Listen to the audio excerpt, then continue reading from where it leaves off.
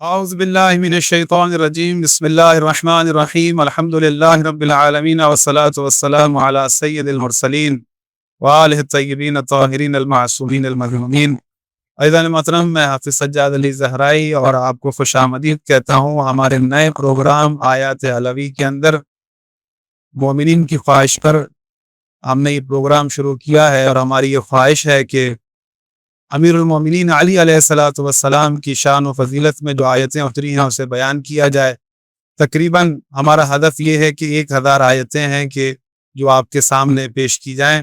انشاءاللہ اسے ہم ویڈیو بناتے رہیں گے، ان آیات کو آپ کے سامنے لاتے رہیں گے، اور جو ہمارا درس کا سلسلہ ہے وہ بھی جاری رہے گا، اسے بھی دیکھتے رہیے گا، اور اپنی کمنٹس اور آراء میں ضرور بتائیے گا کہ ہمارا یہ پروگرام جو ہم نے شروع کیا ہے آپ کو کیسا لگا ہے۔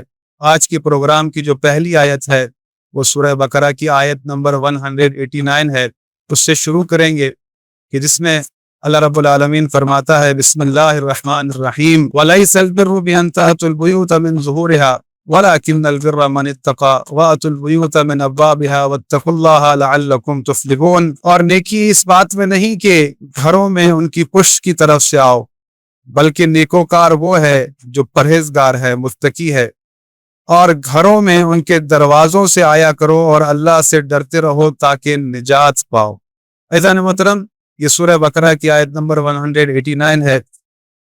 اس میں اللہ رب العالمین فرما رہا ہے کہ نیکی یہ نہیں ہے کہ تم گھروں میں ان کی پشت سے آؤ، بلکہ نیکوکار وہ ہے جو متقی ہے، پرہیزگار ہے۔ پھر اللہ رب العالمین فرماتا ہے کہ جب گھروں میں داخل ہو تو دروازے سے داخل ہو۔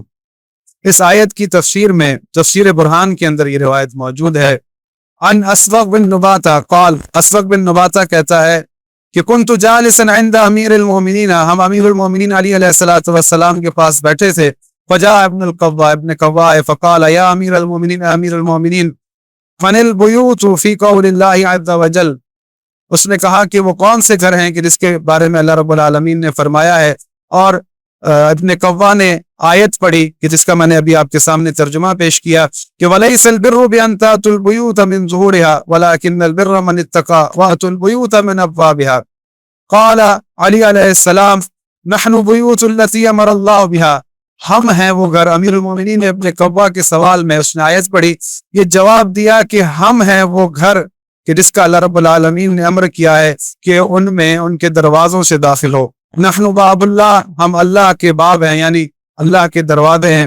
وبیوتہ التی یؤتی منہ، اور وہ گھر ہیں کہ جس میں اللہ رب العالمین نے کہا ہے کہ دروازے سے داخل ہو۔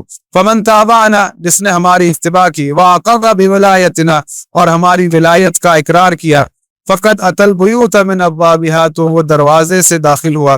ومن خالفنا، اور جس نے مخالفت کی ہماری، وفضل علینا غیرنا، اور ہم پر غیروں کو فضیلت دی، فقط اتى البیوت من ظهورها، تو وہ گھر کے پشت سے داخل ہوا، یعنی اس کی کوشش یہ ہے کہ وہ چور دروازے سے داخل ہو۔ عزیزان محترم، اس آیت کی تفسیر میں امیر المومنین علی علیہ السلام سے سوال ہوا، اور خود انہوں نے اس بات کی وضاحت فرمائی کہ ہم وہ گھر ہیں کہ جن کے بارے میں اللہ رب العالمین نے کہا ہے کہ ان کے دروازے سے داخل ہو۔ بالکل اسی طرح جس طرح رسول اللہ صلی اللہ علیہ وآلہ وسلم نے فرمایا تھا کہ میں علم کا شہر ہوں، انا مدینۃ العلم وعلی بابها، اور علی اس کا در ہے۔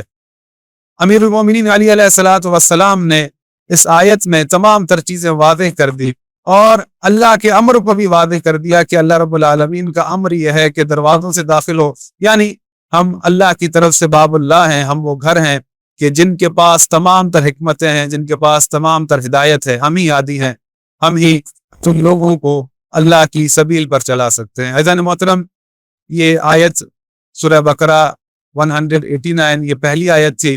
انشاءاللہ دوسرے پروگرام میں آپ کی خدمت میں حاضر ہوں گے۔ امید کرتا ہوں آپ خیریت سے ہوں گے، اور آپ کے لیے دعا گو ہوں کہ اللہ رب العالمین بحق محمد و آل محمد علیہ السلام آپ تمام مومنین کو خوشحال و آباد رکھے۔